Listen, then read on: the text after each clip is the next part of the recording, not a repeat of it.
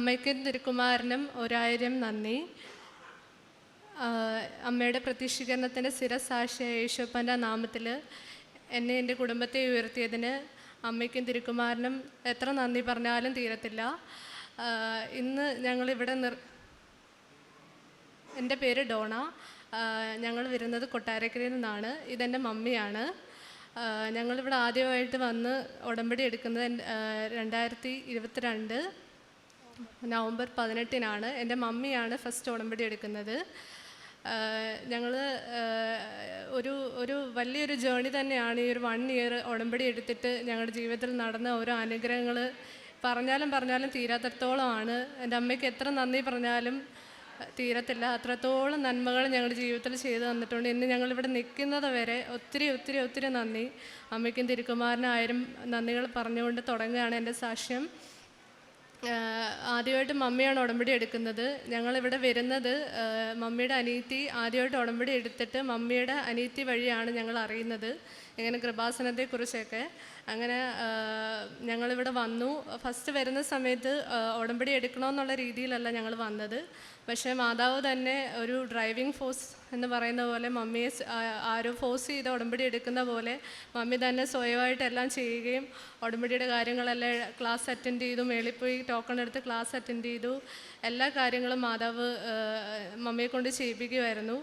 അന്ന് തൊട്ട് ഉടമ്പടി ഞങ്ങൾ പിറ്റേന്ന് തന്നെ ഞങ്ങൾ സ്റ്റാർട്ട് ചെയ്തു. പക്ഷേ ആദ്യമൊക്കെ ഉടമ്പടിയിൽ ഞങ്ങൾക്ക് ഇതിൽ കറക്റ്റായിട്ട് ഞാൻ പങ്കുവിടുന്നില്ലായിരുന്നു.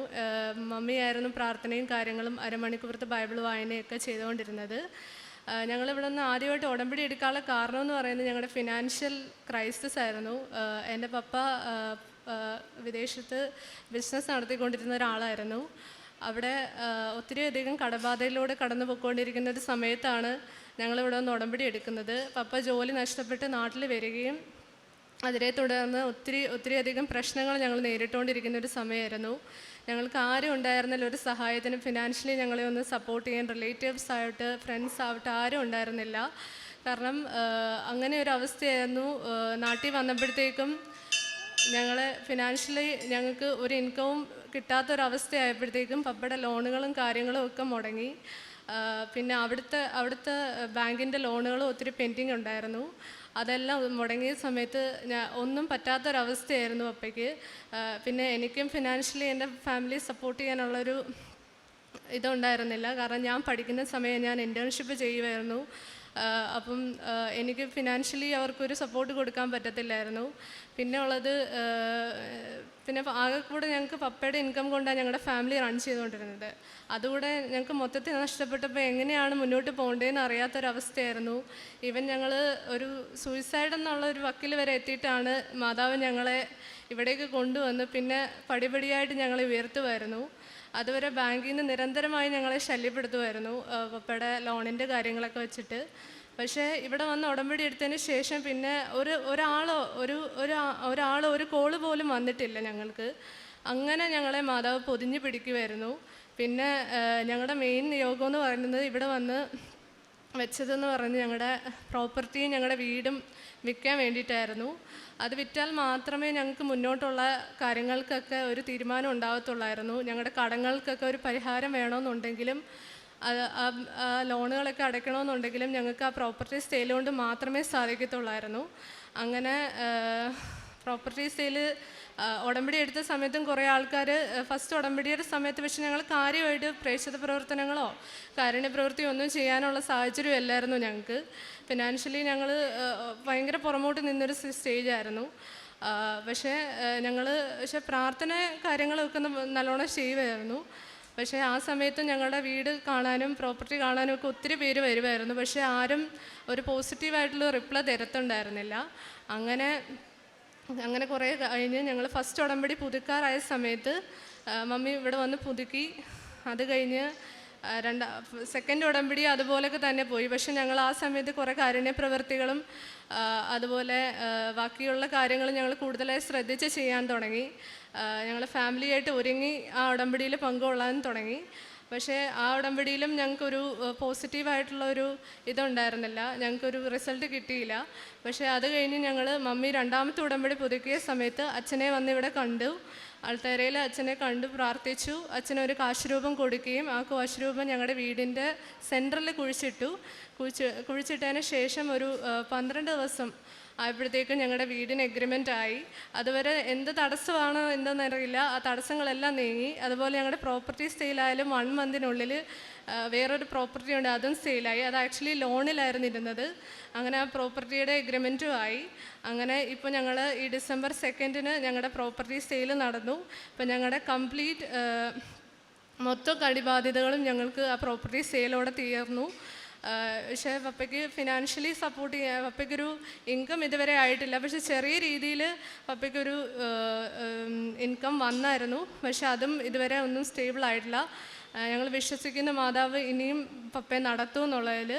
അതുപോലെ തന്നെ പിന്നെ എൻ്റെ രണ്ടാമത്തെ കാര്യം എന്ന് പറയുന്നത് എൻ്റെ പഠിത്തം, എൻ്റെ ഹയർ സ്റ്റഡീസിന് വേണ്ടിയിട്ടായിരുന്നു മമ്മി നിയോഗം വെച്ചത്. ആ ഉടമ്പടി ഞങ്ങൾ പാലിക്കാത്തതുകൊണ്ട് തന്നെ ഒത്തിരി തടസ്സമായിരുന്നു. പിന്നെ ഞാനും പ്രോപ്പറായിട്ട് ഫസ്റ്റ് ഉടമ്പടിയിലൊന്നും ടേക്ക് പാർട്ട് ചെയ്തിട്ടുണ്ടായിരുന്നില്ല. അങ്ങനെ മമ്മി പുതുക്കിയ സമയത്ത് ഞാനിവിടെ വന്ന് ഉടമ്പടി എടുത്തു. കാരണം എനിക്ക് മനസ്സിൽ നിന്നൊരു തോന്നൽ വന്നു, ഞാൻ തന്നെ ഉടമ്പടി എടുത്ത് കാര്യങ്ങൾ ചെയ്താൽ മാത്രമേ എല്ലാം നടക്കൂ എന്നുള്ളത്. അങ്ങനെ ഞാനിവിടെ വന്ന് ഉടമ്പടി എടുത്തു. അത് മാർച്ച് 8 2023 ഉടമ്പടി എടുത്തത്. അത് ഉടമ്പടി എടുത്തു. അതിൻ്റെ കാര്യങ്ങളെല്ലാം ഫങ്ഷണലായിട്ട് ഞാൻ ചെയ്യുമായിരുന്നു. പക്ഷേ അതിൻ്റെ വേണ്ട കാര്യങ്ങൾ എന്ന് പറഞ്ഞാൽ ഒരു സമർപ്പണമോ അതുപോലെ തന്നെ ദൈവസ്നേഹം ഉണ്ടോയെന്ന് ചോദിച്ചാൽ അതിൽ പറയുന്ന കാര്യങ്ങളൊക്കെ ഫോളോ ചെയ്യും. അരമണിക്കൂർ ബൈബിൾ വായിക്കും, പ്രേക്ഷിത പ്രവർത്തനങ്ങളെല്ലാം ചെയ്യും, പത്രം കൊണ്ട് കൊടുക്കും, ഫുഡ് കൊണ്ട് കൊടുക്കും, ഇങ്ങനെ രോഗികളെ ഞങ്ങൾ വിസിറ്റ് ചെയ്യാൻ പോകും. അതുപോലെ പത്രം കൊടുത്ത് തീരുമ്പോൾ പത്രം ഇവിടെ വന്ന് വാങ്ങാൻ പറ്റാത്ത സാഹചര്യത്തിൽ ഞാൻ പ്രത്യക്ഷീകരണ പ്രാർത്ഥന പ്രിൻ്റ് ഔട്ട് എടുത്ത് എല്ലാ രോഗികൾക്കും കൊടുക്കുമായിരുന്നു. അങ്ങനെ എല്ലാം ചെയ്യുമെങ്കിലും ഫസ്റ്റ് ഉടമ്പടിയിൽ എനിക്ക് ഫുൾ റിജക്ഷൻസ് ആയിരുന്നു വന്നത്. എൻ്റെ ഹയർ സ്റ്റഡീസിനുള്ള മെയിൻ കാരണം എന്ന് പറയുന്നത് ഞാൻ എടുത്ത ബാച്ചിലർ ഡിഗ്രി എന്ന് പറയുന്ന ഒരു സ്കോപ്പില്ലാത്ത ഡിഗ്രി ആയിരുന്നു. എടുത്ത സമയത്ത് എനിക്ക് അതിനെക്കുറിച്ച് വലിയ ഐഡിയ ഉണ്ടായിരുന്നില്ല. പഠിച്ചു തുടങ്ങിയപ്പോഴാണ് അതിൻ്റെ കാര്യങ്ങളൊക്കെ കൂടുതലായി ഞാൻ അറിഞ്ഞു തുടങ്ങിയത്. അങ്ങനെ ഞാൻ അതിൽ നിന്നൊരു ഷിഫ്റ്റ് അല്ലെങ്കിൽ ഒരു ലീപ്പ് എടുക്കണമെന്ന് തോന്നിയ സമയത്താണ് ഞാൻ ഹയർ സ്റ്റഡീസിനെ കുറിച്ച് നോക്കിയത്.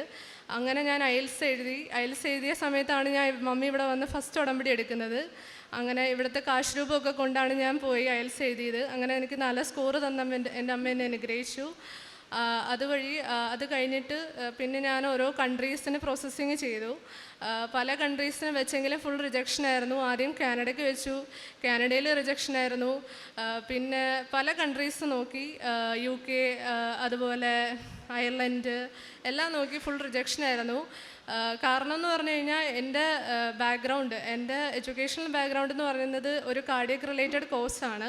അപ്പോൾ കാർഡിയക് റിലേറ്റഡ് കോഴ്സ് ആയതുകൊണ്ട് തന്നെ അതിനെ റിലേറ്റ് ചെയ്തൊരു പി ജി എടുക്കുക എന്ന് പറയുന്നത് ഒരു ടാസ്ക് ആയിരുന്നു. പല ഏജൻസീസും ഇത് കാരണം എനിക്കൊരു അപ്രോപ്രിയേറ്റ് ആയിട്ടുള്ളൊരു പി ജി റിലേറ്റഡ് കോഴ്സ് തരാൻ ആർക്കും പറ്റിയിട്ടുണ്ടായിരുന്നില്ല. പല ഏജൻസീനെ ഞാൻ ഇത് സംബന്ധമായിട്ട് ഞാൻ കോണ്ടാക്ട് ചെയ്തായിരുന്നു. പക്ഷേ അങ്ങനെ ഇരിക്കുമ്പോൾ എനിക്ക് എൻ്റെ ഫസ്റ്റ് ഉടമ്പടി തീരാറായ സമയത്ത് എനിക്കൊരു യൂണിവേഴ്സിറ്റിന്ന്, അതും അയർലൻഡിലുള്ളൊരു യൂണിവേഴ്സിറ്റിയിൽ നിന്ന് എനിക്ക് ഓഫർ ലെറ്റർ വന്നു. പക്ഷേ ഞാൻ ചിന്തിച്ചപ്പോൾ അത്യാവശ്യം നല്ലൊരു കോഴ്സായിരുന്നു. റെയർ ആയിട്ടുള്ള കോഴ്സാണെങ്കിലും അത്യാവശ്യം തിരക്കിയപ്പോൾ നല്ല സ്കോപ്പൊക്കെ ഉള്ളതാണെന്ന് പറഞ്ഞ് അങ്ങനെ ഞാൻ ഡെപ്പോസിറ്റ് പേയ്മെൻറ്റ്സ് നടത്തി. ഡെപ്പോസിറ്റ് പേയ്മെൻറ്റ് ചെയ്തതിന് ശേഷം പിന്നീട് അങ്ങോട്ട് ഫുൾ തടസ്സങ്ങളായിരുന്നു. ഈ ഉടമ്പടി ഞാൻ എടുക്കാൻ കാരണം തന്നെ ഈ തടസ്സങ്ങളും ഉണ്ടായിരുന്നു. എനിക്ക് എന്ത് കാര്യത്തിന് ഞാൻ മുന്നോട്ട് ഇറങ്ങിയാലും എനിക്ക് ഫുൾ തടസ്സങ്ങളായിരുന്നു. എൻ്റെ ഏത് ചെറിയൊരു പേപ്പർ വർക്കിൻ്റെ കാര്യത്തിനായാലും എവിടെ പോയാലും ഫുൾ തടസ്സങ്ങളാണ്. അപ്പോൾ ഞാൻ ഉടമ്പടി എടുക്കുമ്പോൾ ഈ തടസ്സങ്ങളൊക്കെ മാറും എന്നുള്ളൊരു വിശ്വാസത്തിലാണ് ഞാൻ ഈ ഉടമ്പടി എടുത്തത്. പക്ഷേ ഉടമ്പടി എടുത്ത സമയത്തും ഇങ്ങനെ ഫുൾ മാതാവ് എനിക്ക് ഓരോ പരീക്ഷണങ്ങൾ തന്നുകൊണ്ടിരിക്കുമായിരുന്നു. അങ്ങനെ ഫസ്റ്റ് ഉടമ്പടി തീരാറായപ്പോൾ ഓഫർ ലെറ്റർ വന്നു. ഓഫറിൽ ഞാൻ ഡെപ്പോസിറ്റ് പേ ചെയ്തു. ഡെപ്പോസിറ്റ് പേ ചെയ്തതിന് ശേഷം പിന്നെയുള്ള പ്രോസസ്സ് എന്ന് പറഞ്ഞാൽ നമ്മൾ ലോണിന് മൂവ് ചെയ്യണം. ലോണിന് മൂവ് ചെയ്യുക എന്ന് പറയുന്നത് നമ്മുടെ സിവിൽ സ്കോർ നോക്കിയിട്ടാണ് അവർ ലോൺ അപ്രൂവ് ചെയ്യുന്നത്.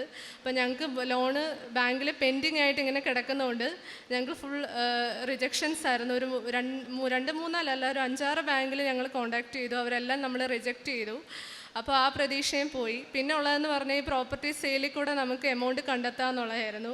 ആക്ച്വലി ചുരുക്കി പറഞ്ഞാൽ എൻ്റെ വീട്ടിൽ ഒരു രീതിയിലുള്ള സപ്പോർട്ടും ഇതിനുണ്ടായിരുന്നില്ല. ഞാനിങ്ങനെ പുറത്ത് പോയി പഠിക്കുക എന്ന് പറഞ്ഞത് എൻ്റെ ഒരു ആഗ്രഹം എന്ന് പറഞ്ഞാൽ ഞാൻ പുറത്ത് പോയി പഠിച്ച് എൻ്റെ ഫാമിലി സപ്പോർട്ട് ചെയ്യണമെന്നുള്ളതായിരുന്നു എൻ്റെ ഒരു ആഗ്രഹം.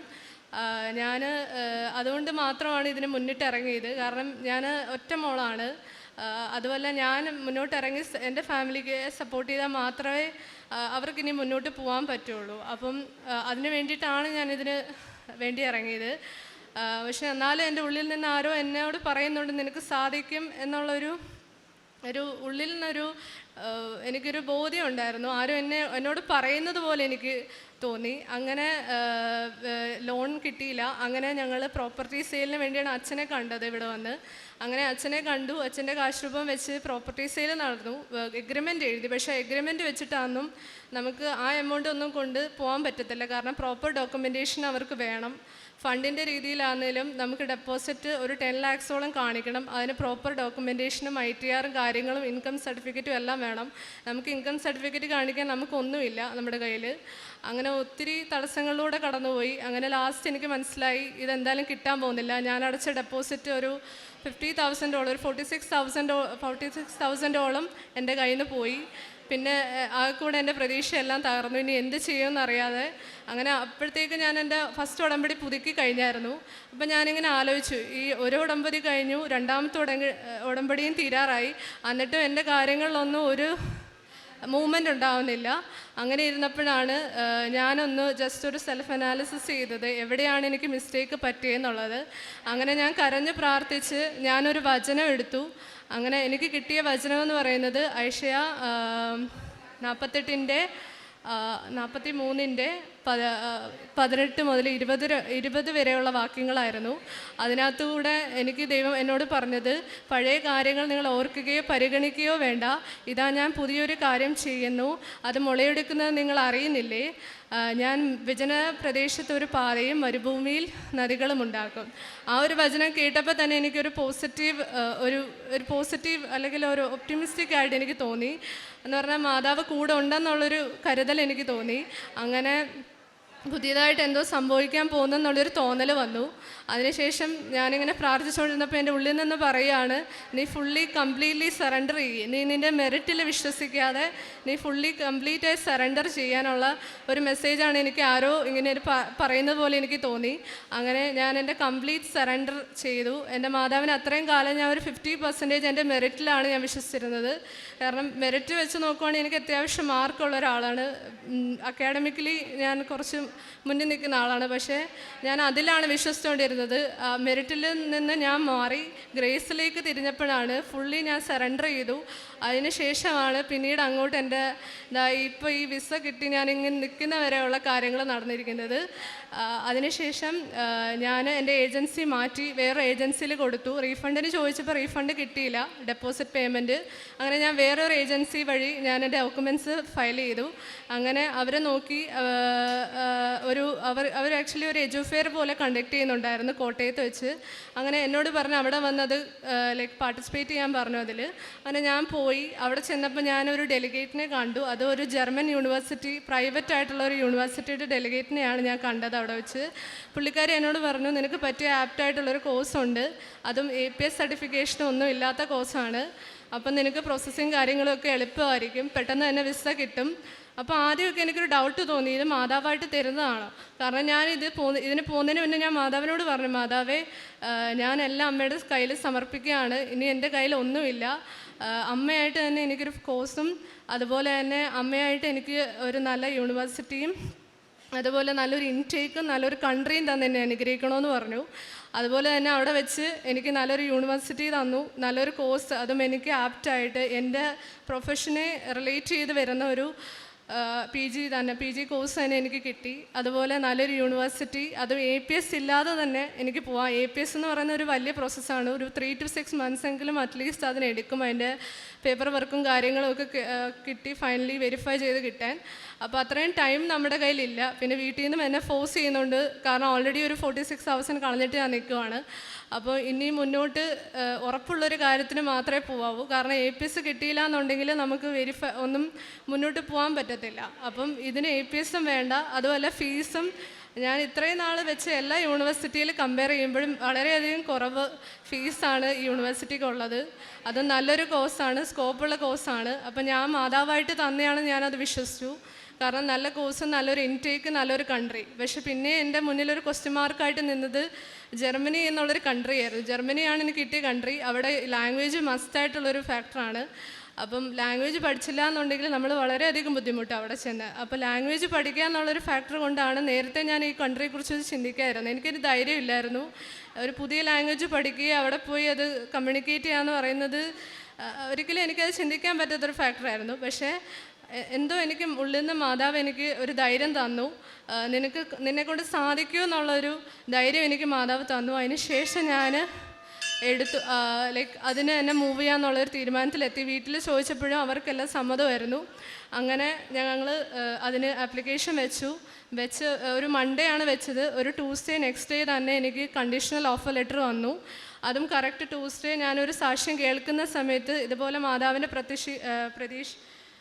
പ്രത്യക്ഷണം വരുന്ന സമയത്തായിരുന്നു ഓഫർ ലെറ്റർ വന്നത്. അപ്പം ഞാൻ വിശ്വസിക്കുന്നു അമ്മയുടെ ഒരു സീൽ അതിലുണ്ട്. കാരണം ഞാൻ ചോദിച്ചായിരുന്നു, ഇനി ഇതിനെ റിലേറ്റ് ചെയ്ത് എന്ത് വന്നാലും അമ്മയുടെ ഒരു സീൽ അതിലെനിക്ക് കാണണം. അത് ഉറച്ച് ഞാൻ വിശ്വസിക്കുന്നു അമ്മ തന്നെയാണെന്ന് എനിക്ക് വിശ്വസിക്കണം എന്നുണ്ടെങ്കിൽ ആ സീൽ അതിൽ വേണമെന്ന് ഞാൻ ഉറപ്പായിട്ട് അമ്മയോട് പറഞ്ഞു. അതിനുശേഷം എനിക്ക് ആ ഫസ്റ്റ് സീലായിട്ട് ആ ചൊവ്വാഴ്ച ഞാൻ ആ സാക്ഷ്യം കേട്ട സമയത്ത് എനിക്ക് കണ്ടീഷണൽ ഓഫർ ലെറ്റർ വന്നു. അന്നേരം മാതാവ് വരുന്ന സമയത്തുള്ള മണി ഞാൻ കേട്ടു. അപ്പോൾ എനിക്ക് മനസ്സിലായി മാതാവ് തന്നെ വന്ന് തന്നതാണെന്ന്. നെക്സ്റ്റ് ഡേ അതുപോലെ തന്നെ ഞാൻ എൻ്റെ കണ്ടീഷൻ മീറ്റ് ചെയ്തപ്പോൾ അൺകണ്ടീഷണൽ ഓഫർ ലെറ്റർ വന്നു. അത് പക്ഷേ മാതാവായിട്ട് വന്ന് തന്നു എന്ന് വേണമെങ്കിൽ പറയാം. കാരണം ഞാൻ ഇങ്ങനെ ലൈറ്റ് ക്യാൻഡിൽ റിക്വസ്റ്റ് ഇടുമായിരുന്നു. ഞാൻ പേഷ്യൻസിനെ കാണാൻ പോകുമ്പോൾ അവർക്ക് വേണ്ടി പ്രാർത്ഥിക്കാറുണ്ട്. സ്പെഷ്യൽ പ്രെയറിന് വേണ്ടിയിട്ട് ലൈറ്റ് ക്യാൻഡിൽ ഇട്ട് പ്രാർത്ഥിക്കും. അങ്ങനെ ലൈറ്റ് ക്യാൻഡിൽ ഇട്ടുകൊണ്ടിരുന്ന സമയത്ത് എനിക്ക് നല്ലൊരു സുഗന്ധം വരുന്നുണ്ടായിരുന്നു. അത് മുല്ലപ്പൂവിൻ്റെ നല്ല സ്ട്രോങ് ആയിട്ടുള്ളൊരു ഫ്രാഗ്രൻസ് വരുന്നുണ്ടായിരുന്നു. അങ്ങനെ ആ സ്മെല്ല് കിട്ടിയപ്പോൾ എനിക്ക് ഞാൻ മമ്മിയോട് പറഞ്ഞു, മമ്മി എൻ്റെ തൊട്ടടുത്ത് ഇരിപ്പുണ്ടായിരുന്നു. പക്ഷെ മമ്മിക്ക് ഒരു രീതിയിലുള്ള സ്മെല്ല് മമ്മിക്ക് വന്നില്ല. പക്ഷേ എനിക്ക് ആ സ്മെല്ല് വന്നപ്പോൾ തന്നെ ഞാനിങ്ങനെ ആലോചിക്കുന്നത് എന്താ എനിക്ക് മാത്രം കിട്ടുന്നത്.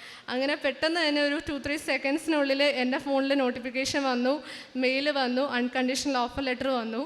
അങ്ങനെ മാതാവ് അങ്ങനെ അൺകണ്ടീഷണൽ ഓഫറിൽ തന്ന് എനിക്ക് അടുത്ത ഇൻഡിക്കേഷൻ തന്നു. ഇത് മാതാവായിട്ട് തരുന്നതാണ്. മാതാവ് പ്രസൻസിലൂടെ വന്ന് എന്നെ അറിയിച്ചു. അതായിരുന്നു രണ്ടാമത്തെ കാര്യം.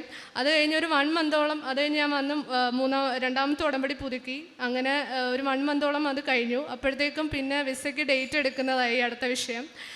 വിസയ്ക്ക് ഡേറ്റ് എടുക്കുക എന്ന് പറയുന്നത് VFSൽ നമുക്ക് APS ഇല്ലാത്ത ഒരു സ്റ്റുഡൻ്റ് ആയതുകൊണ്ട് നമുക്കങ്ങനെ പെട്ടെന്ന് ഡേറ്റ് കിട്ടത്തില്ല.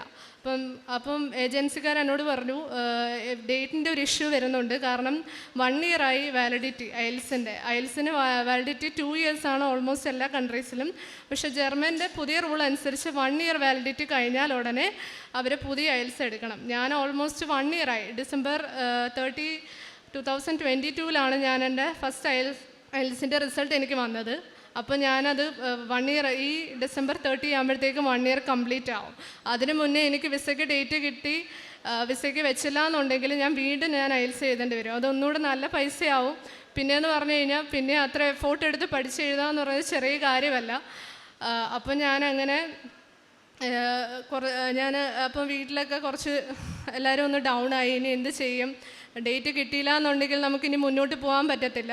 അങ്ങനെ ഞാൻ പെട്ടെന്ന് തന്നെ ഒരു ലൈറ്റ് ക്യാൻഡിൽ റിക്വസ്റ്റ് ഇട്ട് പ്രാർത്ഥിച്ചു. അമ്മേ മാതാവേ, ഈ December 30 എനിക്ക് വിസ തന്ന് അനുഗ്രഹിക്കണം. അതിന് മുന്നേ എനിക്കൊരു ഡേറ്റ് VFSന് ഫിക്സ് ചെയ്ത് കിട്ടണം എന്നൊക്കെ ഞാൻ വെച്ച് പ്രാർത്ഥിച്ചു. ലൈറ്റ് ക്യാൻഡിൽ റിക്വസ്റ്റ് ഇട്ടു. അതിനുശേഷം എനിക്ക് 3 November 3 എനിക്ക് ഡേറ്റ് കിട്ടി.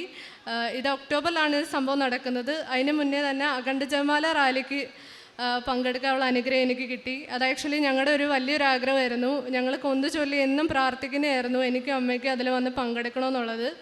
അത് ആക്ച്വലി കുറേ തടസ്സങ്ങളുണ്ടായിരുന്നു. അന്ന് എനിക്ക് സുഖമില്ലായിരുന്നു, മമ്മിക്കും സുഖമില്ലായിരുന്നു. പക്ഷെ അമ്മയോട് ഞാൻ അന്നേരം പറഞ്ഞു, അമ്മ ഇനി പരീക്ഷിക്കരുത്, ലാസ്റ്റ് മൂമെൻ്റാണ് അമ്മ എന്നെ കൈവിടരുത്, ഞങ്ങളെ അതിൽ പങ്കെടുക്കാൻ അനുവദിക്കണമെന്ന് പറഞ്ഞു. അങ്ങനെ പിറ്റേന്ന് തന്നെ ഞങ്ങൾക്ക് പ്രശ്നങ്ങളൊന്നും, തലേന്ന് ഭയങ്കര ഫുള്ളി ഡിസ്റ്റർബ്ഡ് ആയിരുന്നു, ഫിസിക്കലി ഞങ്ങൾ ഒട്ടും ശരിയല്ലായിരുന്നു ഞങ്ങളുടെ ഹെൽത്ത്. പക്ഷെ എന്നിട്ടും പിറ്റേന്ന് രാവിലെ ഞങ്ങൾ ഫുള്ളി ഓക്കെ ആയി. ഞങ്ങൾ അതിൽ കൊണ്ടുപോയി മാതാവ്, അതിൽ വിശുദ്ധിയോടെ ഞങ്ങൾക്കത് പങ്കെടുക്കാൻ സാധിച്ചു. അത് വലിയൊരു അനുഗ്രഹമായിരുന്നു. അതിനുശേഷം ഞങ്ങൾ ബാംഗ്ലൂരിൽ VFSൽ പോയി. VFSൽ പോകുന്നതിന് മുന്നേ ഞാൻ അമ്മയോട് ഒരു കാര്യം പറഞ്ഞു, അമ്മേ ഇത് അമ്മയുടെ കയ്യിലാണ് ഞാൻ എൻ്റെ ഫയലും കാര്യങ്ങളും എല്ലാം ഏൽപ്പിക്കുന്നത്, അമ്മയാണ് എൻ്റെ വിസ ഓഫീസർ, എനിക്ക് വേറെ ആരെയും അറിഞ്ഞുകൂടാ, വേറെ ആരെയും ഞാൻ വിശ്വസിക്കുന്നില്ല, അമ്മയുടെ കയ്യിലാണ് ഞാൻ എല്ലാം ഏൽപ്പിക്കുന്നത്, അതോടെ അമ്മ തന്നെ നോക്കിക്കോണമെന്ന് പറഞ്ഞു. അങ്ങനെ ഞാൻ അമ്മയുടെ കൈ കൊടുത്തു ഫയല്. അങ്ങനെ ആ ഫയലുമായിട്ട് ഞാൻ VFSൽ പോയി. 3-ാം തീയതി ഞങ്ങൾ ബൈ റോഡാണ് പോകുന്നത്. ഞങ്ങൾ ഇവിടുന്ന് കൊട്ടാരക്കരയിൽ നിന്ന് ഞങ്ങൾ ബൈ റോഡ് തമിഴ്നാട് വഴിയാണ് ഞങ്ങൾ പോകുന്നത്. അത്ര ഒരു ഓൾമോസ്റ്റ് ഒരു 500 to 600 കിലോമീറ്റേഴ്സ് ഞങ്ങൾ ട്രാവൽ ചെയ്തു റോഡിൽ, ലൈക്ക് ബൈ കാർ. പപ്പയും ഞാനും ഉണ്ടായിരുന്നുള്ളൂ മാറിയും തിരിഞ്ഞും ഓടിക്കാനായിട്ട്. പക്ഷേ ഞങ്ങളെ സേഫായിട്ട് ഒരു ചെറിയ പോറൽ പോലെ ഏൽക്കാതെ അമ്മ ഞങ്ങളെ നടത്തി. അങ്ങനെ ഞങ്ങൾ അവിടെ ചെന്നു. അത് അവിടെ ചെന്നത് മാത്രമല്ല, പിന്നെ അവിടുത്തെ ഓരോ കാര്യങ്ങളും ഞങ്ങളുടെ അക്കോമഡേഷൻ ഉൾപ്പെടെ ഞങ്ങൾ ആഗ്രഹിച്ച സ്ഥലത്ത് തന്നെ ഞാനിങ്ങനെ പറഞ്ഞു, മമ്മി ഇവിടെ തന്നെ കിട്ടുവാണെങ്കിൽ നമുക്ക് നല്ലതായിരിക്കും. കാരണം VFSൻ്റെ തൊട്ട് ഓപ്പോസിറ്റ് ഫ്ലാറ്റിൽ തന്നെ ഞങ്ങൾക്ക് റൂം ഒരുക്കി തന്നു അമ്മ. അങ്ങനെ ഞങ്ങളുടെ ഓരോ ചെറിയ കാര്യങ്ങളും അമ്മ ഏറ്റെടുത്തു. അങ്ങനെ VFSൽ പോയി. പിറ്റേന്ന് ഞാൻ പത്രമായിട്ട് അവിടുന്ന് പോയത്. ഇവിടെ വന്ന് ഞാൻ അമ്മയുടെ അനുഗ്രഹം മേടിച്ചായിരുന്നു പോകുന്നതിന് മുന്നേ. അപ്പം ഞാൻ അവിടുന്ന് കുറച്ച് പത്രം വാങ്ങിയായിരുന്നു, കുറച്ച് തമിഴ് പത്രവും കന്നഡ പത്രവും. അങ്ങനെ അതുമായിട്ട് ഞാൻ VFSൽ ചെന്നു. VFSലുള്ളവർക്കെല്ലാം ഞാൻ കന്നഡ പത്രം കൊടുത്തു. പിന്നെ പോകുന്ന വഴിക്ക് ഞാൻ തമിഴ് പത്രം കൊടുത്തായിരുന്നു, കാരണം തമിഴ്നാട് ബോർഡർ വഴിയാണ് പോയത്. അപ്പോൾ അവിടെ ഞാൻ അവിടെ ഉള്ള ആൾക്കാർക്കൊക്കെ കൊടുത്തായിരുന്നു. അങ്ങനെ ഞാൻ VFSൽ കയറി. ഞാൻ കുറച്ച് ഉപ്പ് വിശ്വാസ പ്രമാണം ചൊല്ലി ഞാൻ കയറുന്നിടത്ത് ജസ്റ്റ് ആരും കാണാത്തൊരു ഏരിയയിൽ കൊണ്ടിട്ടായിരുന്നു. അകത്ത് കയറി. എൻ്റെ കയ്യിൽ ഈ കാശ് രൂപമുണ്ട്. ഇത് രണ്ടുമാണ് എൻ്റെ ആസ്തി. ഇത് രണ്ടുമായിട്ടാണ് ഞാൻ കയറി ഓരോ കൗണ്ടറിൻ്റെ അവിടെ ചെല്ലുമ്പോഴും ഞാൻ ഈ കൊന്ത ചൊല്ലിയിരിക്കുക. അതുപോലെ ഫസ്റ്റ് കൗണ്ടർ ചെന്നു, വെരിഫിക്കേഷൻ എല്ലാം ചെയ്തു. അവരെന്നെ സെക്കൻഡ് കൗണ്ടറിലേക്ക് വിട്ടു, ടോക്കൺ തന്നു, സെക്കൻഡ് കൗണ്ടറിലേക്ക് വിട്ടു. ഓക്കെ, സെക്കൻഡ് കൗണ്ടറിൽ ചെന്നു. അങ്ങനെ സെക്കൻഡ് കൗണ്ടറിൽ ചെന്നപ്പോൾ അവർ പറഞ്ഞു, ഇതിലൊരു ചെറിയ കുഴപ്പമുണ്ടല്ലോ, ഈ അപ്പോയിൻമെൻറ്റ് നിങ്ങൾക്ക് പറ്റത്തില്ല എന്നുണ്ട്. അപ്പോൾ തന്നെ ഞാൻ പെട്ടെന്ന് എന്ത് ചെയ്യണമെന്നൊരു അവസ്ഥയായിപ്പോയി. മാതാവെ, ഞാൻ അമ്മയിലല്ലേ ഏൽപ്പിച്ചത്, ഇത്രയും ദൂരം വന്നു, ഇത്രയും കാശ് മുടക്കി ഞങ്ങൾ വന്നിട്ട് വെറുതെ പോകേണ്ട അവസ്ഥ വരുത്തല്ലേ എന്ന് പ്രാർത്ഥിച്ച് വിശ്വാസ പ്രമാണം ചൊല്ലി. ഉടനെ തന്നെ ഏതോ ഒരു ഹയർ ഒഫീഷ്യലാണെന്ന് തോന്നുന്നു, ആരാന്നൊന്നും എനിക്കറിയില്ല. അന്നേരം തന്നെ അവർക്കൊരു കോള് വന്നു. ഇവർ സംസാരിച്ചു. പെട്ടെന്ന് തന്നെ അവർ എൻ്റെ ഫയൽ ഒരു കയ്യിലെടുത്തു. അവർ ഫയലാക്കി വെരിഫൈ ചെയ്തു, എൻ്റർ ചെയ്തു. അങ്ങനെ എന്നെ ബയോമെട്രിക്സിന് വിട്ടു. അങ്ങനെ അവിടുത്തെ കാര്യങ്ങളെല്ലാം ഭംഗിയായിട്ട് അമ്മ നടത്തി. അന്ന് തന്നെ ഞങ്ങൾ അവിടെ ഒരു പള്ളി ഉണ്ടായിരുന്നു മാതാവിൻ്റെ, ശിവാജി നഗറിൽ. അവിടെ പോയി പ്രാർത്ഥിച്ചു. അവിടെയും പത്രങ്ങളെല്ലാം കൊടുത്തു. ഞങ്ങൾ മടങ്ങി വന്നു. ഒരു പ്രശ്നവും വന്നില്ല. പോകുന്ന വഴിയിലെല്ലാം അമ്മയുടെ ഒരു പ്രസൻസ് ഞങ്ങൾ ഫീൽ ചെയ്യുന്നുണ്ടായിരുന്നു. മേഘത്തിലൂടെ നിങ്ങളെ വഴികാട്ടി ആയിട്ട് ദൈവം നടത്തുമെന്ന് പറഞ്ഞ പോലെ മേഘത്തിൽ ഞങ്ങൾക്ക് കാണാൻ സാധിച്ചിട്ടുണ്ടായിരുന്നു മാതാവിൻ്റെ പ്രസൻസ്. അങ്ങനെ ഒത്തിരി അനുഗ്രഹങ്ങൾ. അങ്ങനെ ഞങ്ങൾ തിരിച്ചു വന്നു. ഞാൻ വന്നിട്ട് ഞാൻ അമ്മയോട് പറഞ്ഞു, അമ്മയുടെ പ്രത്യക്ഷീകരണത്തിൻ്റെ ആ ഒരു വീക്കിൽ എനിക്ക്, അല്ലെങ്കിൽ ആ ഒരു ദിവസം തന്നെ എനിക്കിത് ഗിഫ്റ്റായിട്ട് തരണമെന്ന് പറഞ്ഞു. അങ്ങനെ പ്രത്യക്ഷീകരണത്തിന് അന്ന് പ്രാർത്ഥിച്ചു. അന്ന് പക്ഷേ വന്നില്ല. അപ്പോൾ പപ്പയൊന്ന് ചെറുതായിട്ടൊന്ന് കളിയാക്കി, നീ പറഞ്ഞിട്ട് നിൻ്റെ മാതാവ് കേട്ടില്ലല്ലോ എന്ന് പറഞ്ഞു. പക്ഷെ അത് കഴിഞ്ഞ് ഒരു 2-3 ഡേയ്സിനുള്ളിൽ തന്നെ ആ വീക്ക് തന്നെ എനിക്ക് വിസ സ്റ്റാമ്പ് ചെയ്ത് വന്നു. ലൈക്ക് എനിക്ക് മെസ്സേജ് വന്നു, സ്റ്റാമ്പ് ചെയ്തോ ഇല്ലയോ എന്ന് നമ്മുടെ കൈ കിട്ടിയാലേ അറിയുള്ളൂ. മെസ്സേജ് വന്നു VFSന്ന്, നിങ്ങളുടെ പാസ്പോർട്ട് ഡിസ്പാച്ച് ആയിട്ടുണ്ടെന്ന്. അങ്ങനെ ഞാൻ അതിന് മുന്നേ ഞാനിങ്ങനെ സാക്ഷ്യങ്ങളൊക്കെ കേട്ടിട്ടുണ്ട്, മാതാവ് തന്നെ വന്ന് നമുക്ക് വിസ തരുമെന്നുള്ളത്. അങ്ങനെ അതിൻ്റെ തലേന്ന്, ഈ മെസ്സേജ് വരുന്നതിൻ്റെ തലേന്ന് അമ്മയായിട്ട് തന്നെ ഞങ്ങളുടെ വീട്ടിൽ വന്നു. ആക്ച്വലി ഒരു അവശയായൊരു സ്ത്രീ അവരുടെ മോളുമായിട്ടാണ് വന്നത്. അപ്പോൾ അവരവരുടെ മോളുടെ കൈയും പിടിച്ച് മോൾക്ക് എന്തോ സഹായം കൊടുക്കണം, അവരുടെ മോളുടെ കല്യാണമാണ്, അതിന് സഹായം ചെയ്യണമെന്ന് പറഞ്ഞാൽ വന്നത്. അങ്ങനെ അമ്മയും മോളും വന്നു. അമ്മയും മോളെ അവർ വന്നു. പക്ഷെ ഞാൻ ആ സമയത്ത് അവരെ കണ്ടില്ല. അപ്പം മമ്മി അവർക്ക് പൈസ കൊടുത്ത് അവരെ വിട്ടു. അത് കഴിഞ്ഞ് പക്ഷെ ഞാൻ വിൻഡോയ്ക്കുള്ളിലൂടെ നോക്കിയപ്പോഴാണ് ഇങ്ങനെ അമ്മയുടെ രൂപത്തിലെ ഒരു സ്ത്രീയെ ഞാൻ കാണുന്നത്. അങ്ങനെ ഞാൻ അവരെ തിരികെ വിളിച്ചു. അവരോട് പറഞ്ഞെങ്കിൽ വരാൻ പറഞ്ഞു. എവിടെ നിന്ന് വരുന്നത് എന്തുവെന്നൊക്കെ ചോദിച്ചപ്പോൾ വിൻഡോ വഴിയാണ് ഞാൻ ചോദിക്കുന്നത്. അങ്ങനെ അവരെ തിരിച്ചു വിളിച്ചു. ഞാൻ അവർക്ക് അവരോട് ചോദിച്ചു ഫുഡ് കഴിച്ചു എന്ന്. അവർ പറഞ്ഞു ഒന്നും കഴിച്ചില്ല എന്ന് പറഞ്ഞു. അങ്ങനെ ഞാൻ അവർക്ക് അവിടെ ഉണ്ടായിരുന്ന കുറച്ച് ഫുഡ് എടുത്ത് ഞാൻ അവർക്ക് കൊടുത്തു. വീട്ടിലുണ്ടായിരുന്ന എന്തോ ആണോ അത് തന്നെ ഞാൻ കൊടുത്തിട്ട് പക്ഷേ എനിക്കെന്തോ അവരെ കാണുമ്പോൾ എന്തോ ഒരു ചൈതന്യം, മാതാവിനെ കാണുന്ന പോലെ എനിക്ക് തോന്നി. എനിക്കൊരു കരച്ചിൽ വരുമായിരുന്നു അവരെ കണ്ടപ്പോൾ തന്നെ. ലൈക്ക് അങ്ങനെ ഒരു ഫീലിംഗ്, അമ്മയായിട്ട് നിൽക്കുവാണെന്നുള്ള, അവരെന്നെ അനുഗ്രഹിച്ചാണ് അവർ പോയത്. അത് കഴിഞ്ഞ് പിറ്റേന്ന് തന്നെ എനിക്ക് മെസ്സേജ് വന്നു. അങ്ങനെ 2-3 ഡേയ്സിനുള്ളിൽ എനിക്ക് ലൈക്ക് പാസ്പോർട്ട് ഡിസ്പാച്ച് ആയെന്ന് പറഞ്ഞ് എന്നെ ഏജൻസിയിൽ നിന്നാണ് എന്നെ വിളിക്കുന്നത്. അവർ ട്രാക്ക് ചെയ്യുന്നുണ്ടായിരുന്നു. അങ്ങനെ ഞാൻ പോയി വാങ്ങി വിസ അടിച്ച് കിട്ടിയ പാസ്പോർട്ടുമായിട്ടാണ് ഞാനിവിടെ വന്നേക്കുന്നത്. ഇത്രയും തടസ്സത്തിൽ നിന്നും, അത് പറഞ്ഞാൽ ഒന്നും അല്ലാത്ത എന്നെ ഇത്രത്തോളം എൻ്റെ ദൈവം എന്നെ ഉയർത്തിയിട്ടുണ്ടെങ്കിൽ അത് എനിക്കറിയത്തില്ല അത് എങ്ങനെ അതിന് നന്ദി പറയണമെന്നുള്ളത്. പിന്നെ ഞാൻ ഈ ഉടമ്പടി കാലത്ത് കൊന്ത ചൊല്ലാൻ പഠിച്ചായിരുന്നു. കാരണം ആദ്യം കൊന്ത ഞാനൊരു ഓർണമെൻ്റായിട്ട് യൂസ് ചെയ്തുകൊണ്ടിരുന്ന ഒരാളാണ്. കാരണം ബേസിക്കലി ഞങ്ങൾ മർത്തമൈറ്റാണ്. അപ്പോൾ ഞങ്ങൾക്ക് ഇതിനെ കൊന്തയെക്കുറിച്ചോ അങ്ങനെയുള്ള ചൊല്ലുകളെക്കുറിച്ചോ ഒന്നും അറിയില്ല. പക്ഷെ ഞാൻ പഠിച്ചു, യൂട്യൂബിലും ഗൂഗിളിലും ഒക്കെ സെർച്ച് ചെയ്ത് കൊന്തയുടെ രഹസ്യങ്ങളെല്ലാം എഴുതിയെടുത്ത് പഠിച്ചു. പിന്നെ ഇവിടുന്ന് പുസ്തകം വാങ്ങിയിട്ടുണ്ടായിരുന്നു, അതെല്ലാം നോക്കി പഠിച്ചു. ഇപ്പോൾ എല്ലാ രഹസ്യങ്ങളും ഞാൻ പഠിച്ചു. ഓരോ ദിവസവും ഞാൻ കൊന്ത ചൊല്ലും. അരമണിക്കൂറല്ല, 1 മണിക്കൂറിൽ കൂടുതലിരുന്നാണ് ഞാൻ കൊന്ത ചൊല്ലുന്നത്. ദൈവം എന്നോട് ഡയറക്റ്റ് സംസാരിക്കുന്ന പോലെ എനിക്ക് ഫീൽ ചെയ്യാറുണ്ട്. അങ്ങനെ ഒരു പ്രസൻസ് എൻ്റെ ചുറ്റിനും എന്നെ പൊതിഞ്ഞ് പിടിക്കുന്ന പോലെ എനിക്ക് പലപ്പോഴും തോന്നാറുണ്ട് ഞാൻ കൊന്ത ചൊല്ലുന്ന സമയത്ത്. ഒരു പവർഫുൾ വെപ്പണാണ് നമ്മുടെ കയ്യിൽ. പിന്നെ പ്രേക്ഷിത പ്രവർത്തനം എന്ന് പറയുന്നത് ഞാൻ പത്രങ്ങളൊക്കെ കൊണ്ട് കൊടുക്കാറുണ്ട്. ഏറ്റവും ഇഷ്ടപ്പെട്ടൊരു പാർട്ടെന്ന് പറഞ്ഞാൽ പ്രേക്ഷിത പ്രവർത്തനവും അതുപോലെ തന്നെ ചാരിറ്റി പ്രവർത്തനവുമാണ്, അല്ലെങ്കിൽ കാരുണ്യ പ്രവൃത്തിയാണ് എനിക്ക് ഈ ഉടമ്പടിയിൽ ഏറ്റവും ഇഷ്ടപ്പെട്ട കാര്യമെന്ന് പറയുന്നത്. മറ്റുള്ളവർക്ക് കൊടുക്കാനും മറ്റുള്ളവരിലെ ദൈവത്തെ കാണാനും എനിക്ക് സാധിക്കുന്നുണ്ട്. ഈശോയെ അമ്മയാണ് ഈ തളർന്ന വഴിയിലൊക്കെ ഇരിക്കുന്നതെന്ന് എനിക്ക് തോന്നാറുണ്ട്. അതുപോലെ രോഗികളെ കണ്ട് ഞാൻ അവർക്ക് തൈലമൊക്കെ തേച്ച് കൊടുക്കാറുണ്ട്, ക്രിട്ടിക്കലായിട്ട് കിടക്കുന്ന രോഗികളാണെങ്കിൽ. അതുപോലെ പ്രത്യക്ഷീകരണ പ്രാർത്ഥന പ്രിൻ്റ് ഔട്ട് എടുത്ത് കൊടുക്കാറുണ്ട്. ഇപ്പോൾ പത്രം തികയാതൊക്കെ വരുമ്പോൾ എൻ്റെ വരുന്ന സമയത്ത് തന്നെ ഞാൻ കൊടുത്ത് തീർക്കും പത്രങ്ങളെല്ലാം. പിന്നെ ബാക്കി അവർക്ക് ലൈക്ക് എന്തെങ്കിലും അവരിൽ എത്തിച്ചു കൊടുക്കണമല്ലോ, മാതാവിനെക്കുറിച്ച് പറയുമ്പോൾ അവർക്ക് എന്തെങ്കിലും പ്രാർത്ഥനയും എത്തിക്കണം. അങ്ങനെ ഒരു ഇതിൽ വെച്ചിട്ട് ഞാൻ പ്രത്യക്ഷീകരണ പ്രാർത്ഥന പ്രിൻ്റ് ഔട്ട് എടുത്ത് കൊടുക്കുമായിരുന്നു. അങ്ങനെ പിന്നെ എക്സ്ട്രാ എവിടെന്നെങ്കിലും പള്ളികളിലൊക്കെ പോകുമ്പോൾ ഇങ്ങനെ പത്രങ്ങൾ വെറുതെ ഇട്ടേക്കുന്ന കാണാം ബണ്ടിൽ കണക്കിന്.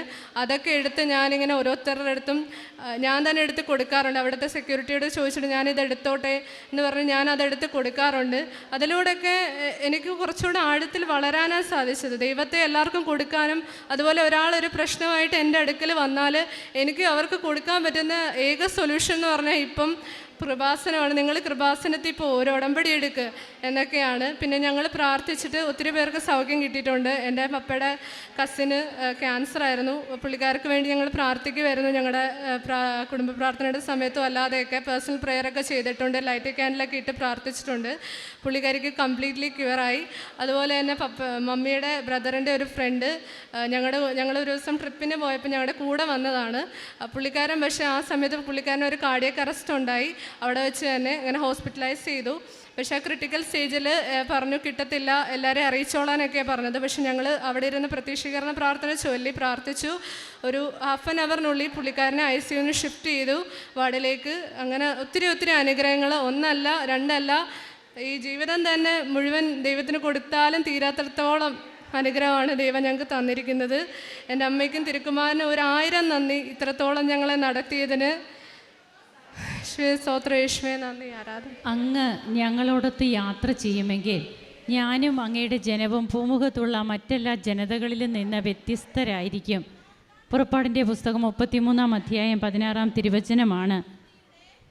വ്യത്യസ്തമായ അനുഭവ സാക്ഷ്യങ്ങളുമായിട്ട് ഈ അൾത്താരയിൽ ഓരോ മക്കളും സാക്ഷ്യം പറയുമ്പോൾ, പ്രത്യേകിച്ച് ചെറുപ്പക്കാരായ മക്കൾ അവരുടെ ജീവിതത്തിൽ മറ്റുള്ളവർക്കിനി പറഞ്ഞു കൊടുക്കുവാൻ, ജീവിതത്തിലെ പ്രതിസന്ധികൾ നേരിടുന്നവർക്ക് പറഞ്ഞു കൊടുക്കുവാനായിട്ടുള്ള ഏക ആശ്രയം കൃപാസനത്തിലേക്ക് വരിക, അമ്മയുടെ അടുത്ത് വന്ന് ഈശോയോട് ഉടമ്പടി ചെയ്യുക. അങ്ങനെ നിങ്ങളുടെ ജീവിതത്തിൽ കൃപകൾ നേടുക. അതാണ് ഈ മകള് അവസാനമായി പറയുന്നത്. തനിക്ക് ഏറ്റവും ഇഷ്ടപ്പെട്ടത് കാരുണ്യ പ്രവൃത്തികളും പ്രേക്ഷിത പ്രവർത്തനവും ചെയ്യുവാനാണ്. അതിലൂടെ ഈശോയെ പങ്കുവയ്ക്കുവാൻ, തൻ്റെ ജീവിതത്തിൽ കുടുംബത്തിലേക്ക് കിട്ടിയ കൃപകൾ ഒരിക്കലും വിൽക്കാതെ കിടന്ന സ്ഥലമൊക്കെ വിറ്റ് പോകുന്നതും തനിക്ക് 1 വർഷമായിട്ട് വിദേശത്തേക്ക് പോകണമെന്നുള്ള ആഗ്രഹമുണ്ടായിരുന്നു. ഈ മകളെടുത്ത കോഴ്സൊന്നും അതിന് യോജിച്ചതല്ലായിരുന്നു. അങ്ങനെ ഒരു യൂണിവേഴ്സിറ്റിയിൽ കിട്ടാനൊക്കെ ബുദ്ധിമുട്ട്, പല രാജ്യങ്ങളിൽ നോക്കുന്നു, എങ്ങും നിന്നും ഒരു പോസിറ്റീവ് റെസ്പോൺസ് ഇല്ല. പിന്നീട് എങ്ങനെയാണ് ഈ മകൾ തന്നെ വന്ന്, ആദ്യം അമ്മയാണ് ഉടമ്പടി എടുക്കുക, പിന്നീട് ഈ മകൾ തന്നെ വന്ന് ഉടമ്പടി എടുത്തതിന് ശേഷം എങ്ങനെയൊക്കെയാണ് തിരുവചനം പറയുന്നത് പോലെ അങ്ങ് ഞങ്ങളോടൊത്ത് യാത്ര ചെയ്യുമെങ്കിൽ ഞാനും അങ്ങയുടെ ജനവും ഭൂമുഖത്തുള്ള മറ്റെല്ലാ ജനതകളിൽ നിന്ന് വ്യത്യസ്തരായിരിക്കും. ഉടമ്പടി എടുത്ത ഓരോ മക്കളും ഇതുപോലെ വന്ന് സാക്ഷ്യം പറയുമ്പോൾ ഈ തിരുവചന ഭാഗമാണ് അന്വർത്ഥമാകുന്നത്. വ്യത്യസ്തമായ ഒരു ജീവിതത്തിൻ്റെ ഉടമകളാകുക. ഇന്ന് ജപമാലയൊക്കെ പ്രാർത്ഥിക്കുവാനായിട്ട് ഒത്തിരിയേറെ സമയമെടുക്കുന്നു. ജപമാല പ്രാർത്ഥിച്ച് പരിചയമില്ല. എന്നാൽ അതൊക്കെ ഉടമ്പടിയിലൂടെ തനിക്ക് കിട്ടിയ ഒരു ലാഭമായിട്ട് തന്നെ, അതായത് നേട്ടം തന്നെയാണതെല്ലാം എന്നാണ് പറയുക. തൻ്റെ ആത്മീയ ജീവിതത്തിലുള്ള വളർച്ചയെ ഒത്തിരിയേറെ ആഗ്രഹിച്ച് ഇനിയും മുമ്പോട്ട് അങ്ങനെ തന്നെ പോകും എന്ന് തീരുമാനമെടുത്ത് ഇവിടെ നിന്ന് സാക്ഷ്യം പറയുന്ന ഈ മകളോടൊപ്പം നമുക്കും കരങ്ങളടിച്ച് ഈശോയ്ക്കും അമ്മയ്ക്കും നന്ദി പറയാം. ഈശോയെ നന്ദി, ഈശോയെ സ്തുതി, ഈശോയെ ആരാധന. അത്യപൂർവ ദൈവാനുഭവങ്ങൾ ഇനി നിങ്ങൾക്കും സ്വന്തം. ഈ യൂട്യൂബ് ചാനൽ ഇതുവരെ സബ്സ്ക്രൈബ് ചെയ്തിട്ടില്ലെങ്കിൽ ഇപ്പോൾ തന്നെ സബ്സ്ക്രൈബ് ചെയ്യുക. ഈ വീഡിയോ ഇപ്പോൾ തന്നെ നിങ്ങളുടെ സുഹൃത്തുക്കൾക്ക് ഷെയർ ചെയ്തുകൊണ്ട് കർത്താവിൻ്റെ പ്രേക്ഷിതരാകുക.